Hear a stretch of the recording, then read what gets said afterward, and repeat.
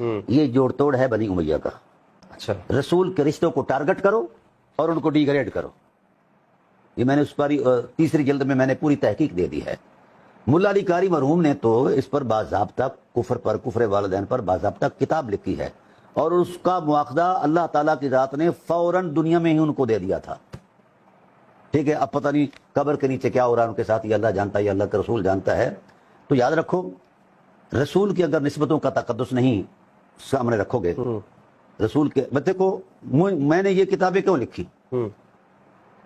مجھے شرم آئی مسلمان ہونے پر، اور پھر 10 مرتبہ شرم آئی مولوی ہونے پر کہ کاش میں یہ نہ ہوتا. اچھا، آپ نے ابھی ایک بات ارشاد فرمائی کہ اس میں بنو امیہ کا فیکٹر جو ہے وہ ایلیمنٹ. جی ہاں، تو بنو امیہ کے پس منظر میں جو ہے نا کہانی، وہ یہود کی ہے. یہ شروع سے ہی خاندان رسالت کے دشمن ہیں. اچھا. جس وقت عبد الشمس امیۃ الاکبر اور جناب سخی الاسخیہ حضرت ہاشم علیہ السلام کی ذات بالا صفات کا آپس میں منافرہ ہوتا ہے. اب یہ سخی بھی تھے، اور بڑا ڈرامہ یہ ہے قبلہ کہ انہوں نے ہر حوالے سے، اس تفضیل کے حوالے سے بھی اہل بیت کو مفلسی کا تانا دیا ہے. جی جی جی، یہ بھی آتا ہے کہ ابو طالب بہت غریب، جن کے خانے کرم پر، دسترخوان پر پورا عرب پلتا ہو وہ غریب ہے، اور جس کے گھر میں منوں کے حساب سے سونا ہو، ہزاروں اونٹ کرائے پر چلتے ہوں، 9 ملکوں کے اندر جس بندے کی تجارتی کمپنیاں ہوں وہ غریب ہوتا ہے. یہ ڈرامے بازیاں ہیں مولانا صاحبان کی، یہ جہالت ہے. اچھا، ہوا یہ کہ انہوں نے کہا کہ یہ اقتدار ہمیں دو. تو آپ نے فرمایا بھئی یہ لوگوں کا معاملہ ہے، ہم نے تو اقتدار کبھی نہیں مانگا. لوگ آتے ہیں، احترام کرتے ہیں. یہ سخی تھے اور وہ کنگال تھے. منافرہ ٹائم ہو گیا، جس طرح آپ انتخابات کر رہے ہیں، الیکشن ہو گئے، تو لوگوں نے جناب ہاشم علیہ السلام کے قدم پر سر رکھ دیا، کہا کہ ہم ان کے علاوہ کسی کو سردار نہیں مانتے. اب طے یہ ہوا تھا کہ جو بندہ منافرہ ہار جائے وہ 10 سال کے لیے مکہ چھوڑ کر شام میں دیش چلا جائے. ادھر چلے گئے. وہ وہاں چونکہ سرزمین یہود تھی تو یہود ان کی برین واشنگ کرتے رہے خاندانی اعتبار سے. ان کو یہ پتا تھا کہ بنی ہاشم سے نبی نے آنا ہے اور ہم نے ان کے مد مقابل ایک طاقت کھڑی کرنی ہے. پھر ان کے بعد جناب والا وہ وہاں مر گیا. پھر ان کے بعد ان کا بیٹا حرب آیا، اس نے بھی یہی کہا. ان کے مد مقابل حضرت عبد المطلب علیہ السلام تھے. پھر یہ منافرہ ہار گئے، پھر ان کو جانا پڑا، پھر یہ بھی وہیں گئے. ٹھیک ہے، تو علماء یہود جو تھے وہ ان کے ساتھ قرابت رکھ کے جناب والا ان کے ساتھ مل ملاپ. یہ بہت پرانا چل رہا ہے، یہ پرانا چل رہا ہے. شام کے ساتھ، ہاں، یہ جو رقابت ہے نا جی، یہ وہی یہودوں کی سازش ہے، یہودیوں کی.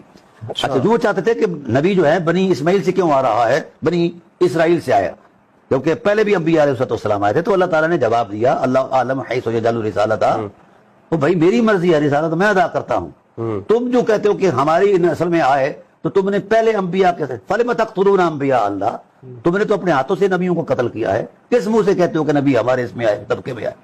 تو بہرحال اس وقت یہ ہوا کہ انہوں نے ان کو بریف کیا. پھر ان کے بعد ان کا بیٹا آیا سخر بن حرب، جس کو ہم بڑی تکریم سے ابو سفیان کہتے ہیں. بڑی عجیب سی بات ہے، وہ ٹکرا گیا حضور کی ذات سے، اور ان کے ساتھ جو ملے ہوئے تھے اس وقت کے گنڈے، انہوں نے کہا کہ دیکھو، رفادہ بنی ہاشم کے پاس، حجابہ بنی ہاشم کے پاس، سقایا بنی ہاشم کے ساتھ، رئیس بنی ہاشم کے پاس، اور متولی مکہ. یہ اب نبوت رہتی تھی، وہ بھی یہی لے گئے ہیں، کم از کم نبوت تو ہمیں دو. تو جس وقت یہ یعنی 22 سال تک یہ شخص ٹکراتا رہا رسالت کو ختم کرنے کے لیے، تو قدرت نے حضرت ابو طالب کو طاقت بنا کر سامنے کر دیا، نہ دا چل سکا. پھر کلمہ پڑھ لیا. اب کلمہ پڑھنے کے بعد یہ کیوں میں کہہ رہا ہوں، یہ حقائق ہیں جو ہماری اہل سنت کے ہی مصادر میں ملتی ہیں. میں نے کبھی شیعہ کتاب کو ہاتھ بھی نہیں لگایا، نہ میرا یہ شعار ہے کہ میں کسی مذہب کے تصور میں پڑھوں. تحقیق کا طالب علم ہوں، حقائق کو مانتا ہوں، اسی کو جانتا ہوں. یہ ملا اعظم کا تراشا ہوا جو حجرہ ساز دین ہے، میں نے اس کو کبھی نہیں مانا. میں نصوص کا قائل ہوں، فصوص کا قائل ہی نہیں ہوں. نصوص کے قائل ہے، فصوص کے قائل نہیں ہے. ہاں، میں نصوص کو مانتا ہوں، کیونکہ وہ یا منزل من اللہ ہیں یا مبین من الرسول ہیں. وہ ایسی حقیقت ہے اس کا انکار کوئی کر ہی نہیں سکتا. یہ جو فصوص ہے یہ ذہنی تراش خراش ہے، اس کی کوئی حیثیت نہیں. تو اس وقت کے بعد پھر فتح مکہ ہوا. پھر تلوار کی زد سے بچنے کے لیے انہوں نے کلمہ پڑھا. حنین میں گئے، وہاں کیا کیا انہوں نے.